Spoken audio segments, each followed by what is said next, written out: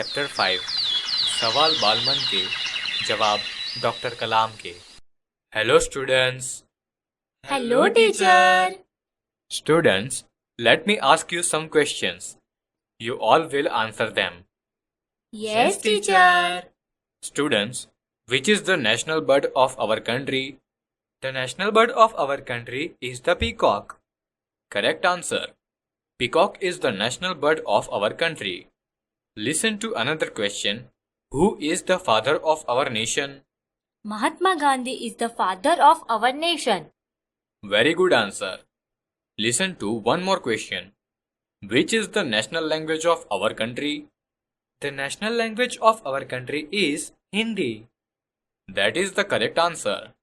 The national language of our country is Hindi. Listen to another question. Who is the former president of our country? Teacher, the former president of our country was doctor Abdul Kalam. Yes, students. The former president of our country was Dr. APJ Abdul Kalam.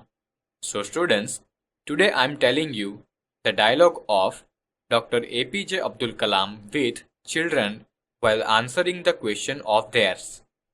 First of all, we will see the introduction of Dr. APJ Abdul Kalam. Dr. Abul Pakir Jainulabdin Abdul Kalam, the former president of our India, was a scientist. He has been a major contributor to the creation and launch of the fields of our India's modern project. Dr. APJ Abdul Kalam is a very simple person. He has a great love for children. Here, children have asked him questions on various topics, and Dr. Kalam has given his answers. So let's look at this lesson based on this question and answer. R. Arvind, कक्षा 3, Saint मेडस school, Chennai. क्या आप अपने बचपन की कोई यादगार घटना हमें सुना सकते हैं? कक्षा 5वीं के मेरे शिक्षक श्री शिव सुब्रमण्यम अय्यर की एक बात मुझे याद है। एक दिन कक्षा में वे हमें यह बता रहे थे कि कोई पक्षी कैसे उड़ता है। उन्होंने हमें रामेश्वरम के समुद्र तट पर ले जाकर इसका जीवंत उदाहरण दिया। वह ऐसी यादगार घटना थी जो मेरे मन मस्तिष्क में हमेशा के लिए बैठ गई। इसी से मुझे आगे विज्ञान पढ़ने की प्रेरणा मिली। सरयू मकर, कक्षा 5, वाल्मीकि नगर हिंदी माध्यमिक शाला, नागपुर। बचपन में हमें किस भाषा को प्रमुखता देनी चाहिए?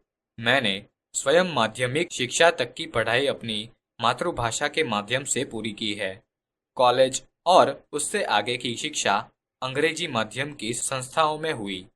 मेरा मानना है कि हम कॉलेज में भी माध्यम के रूप में मातृभाषा का चुनाव कर सकते हैं, क्योंकि युवा अपनी मातृभाषा में ही सोचता है, उसी में अपनी बात सहजता से कहने में सक्षम होता है।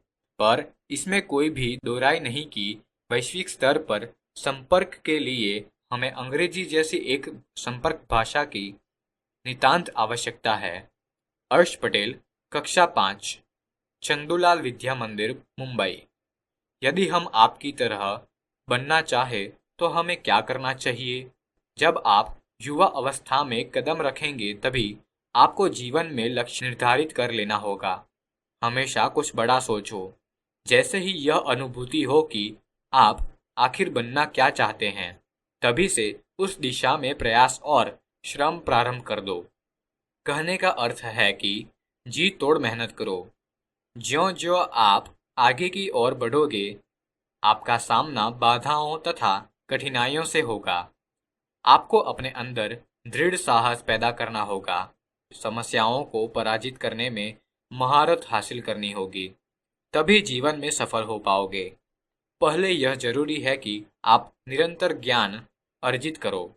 चिराग जैन, कक्षा 7, बॉम्बे कैम्ब्रिज, अंधेरी पश्चिम, मुंबई।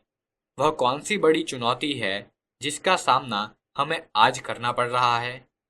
भारत को सन 2020 तक एक विकसित राष्ट्र के रूप में परिवर्तित करना और देश के 1 अरब से अधिक नागरिकों के चेहरों पर मुस्कान देखना, यही राष्ट्र के समक्ष सबसे बड़ी चुनौती है।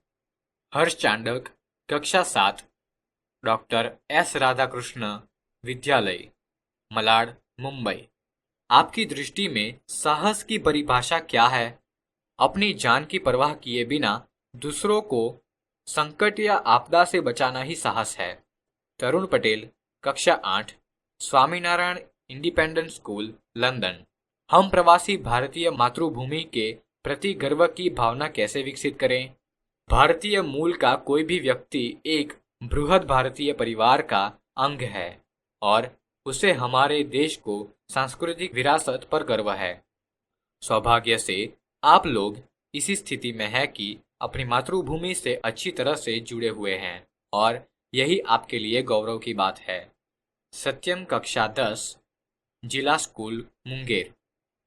जो भी बच्चे आपसे मिलते हैं वे कहते हैं कि वे एक प्रसिद्ध वैज्ञानिक, इंजीनियर, डॉक्टर आदि बनना चाहते हैं, पर किसान, मजदूर और कलाकार भी किसी राष्ट्र के लिए उतने ही महत्वपूर्ण है। हम ऐसे ही परिवारों से आते हैं। हमारे लिए आपका क्या संदेश है?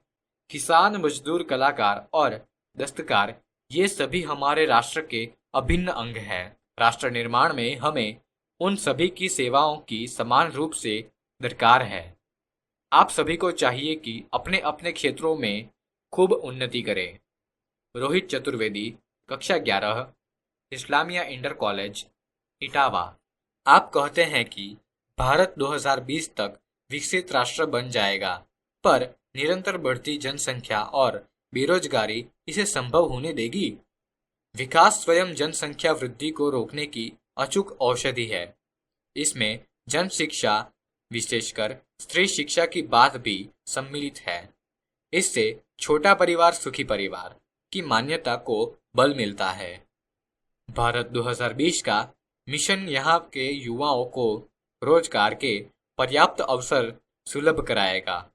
ग्रामीण क्षेत्रों में बड़ी संख्या में उद्योग धंधे स्थापित किए जाएंगे, जिससे उन क्षेत्रों में रोजगार के प्रचुर अवसर पैदा होंगे।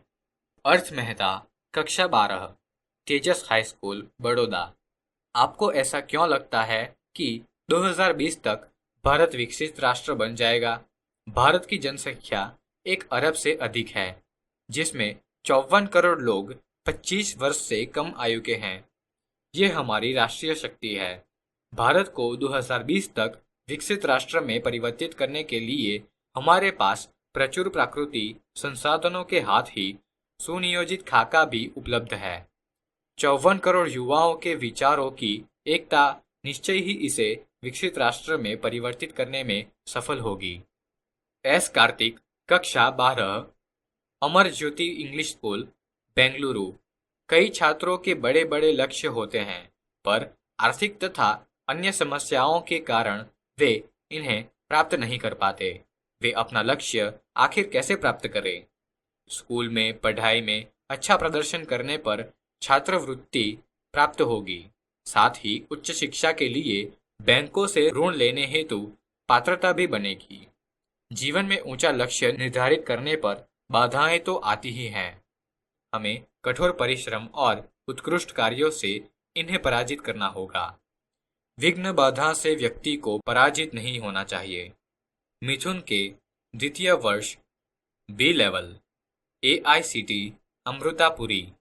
भारत को विकसित राष्ट्र बनाने में राजनीतिज्ञ की क्या भूमिका होनी चाहिए? जिम्मेदार राजनीतिज्ञ दूरदर्शितापूर्ण नीतियां बनाता है। महात्मा गांधी ने निष्ठा के राजनीतिक सिद्धांत को सत्य, अहिंसा तथा निस्वार्थ भावना में ढालते हुए ब्रिटिश शासकों से विरुद्ध अपनी लड़ाई छेड़ी थी। वर्तमान राजनीतिज्ञों को अपने कठिन परिश्रम, उत्कृष्टता और पारदर्शी कार्यों से मार्गदर्शन देना होगा। साथ ही गरीबी रेखा से नीचे रह गए लगभग 26 करोड़ भारतीयों के उत्थान के लिए भी कार्य करना होगा। श्री नंदिता सुबी, तृतीय वर्ष, MGR इंस्टीट्यूट, चेन्नई। रक्षा की दृष्टि से विजन 2020 का लक्ष्य पाने में महिलाओं की क्या भूमिका हो सकती है?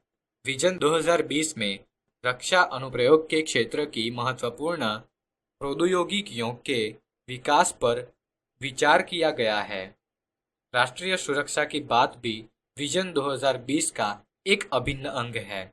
सशस्त्र सेनाओं में नियुक्ति के लिए पुरुष और महिला के आधार पर कोई भेदभाव नहीं किया जाता। तीनों सेनाओं में पर्याप्त महिला अधिकारी नियुक्त हैं। राष्ट्रीय रक्षा क्षमताओं में वृद्धि के लिए महिलाएं उच्च स्तरीय सामरिक सेना बहुगुणक उपकरणों पर कार्य करके भी अपना सहयोग दे सकती हैं। विद्यार्थी मित्रों, जोधपुर दौरे पर डॉक्टर कलाम से एक बच्चे द्वारा पूछा गया प्रश्न, क्या हम अति विशिष्ट व्यक्तियों के दौरे पर हो रहे अनावश्यक खर्चे कम नहीं कर सकते? तुमने इस मंच पर एक बड़ी सी कुर्सी देखी होगी। वह कुर्सी अब यहाँ पर नहीं है। ठीक ऐसे ही अनुत्पादक चीजों पर हो रहे अनावश्यक खर्च भविष्य में नहीं होंगे। You see students, the former president of India, Dr. Kalam is a very simple person. From his thoughts and his life, we get inspiration to move forward in the right direction with courage and hard work. Students, if you get some information about Dr. Kalam from books or television, current affairs, etc., then read it and tell it to your school friends.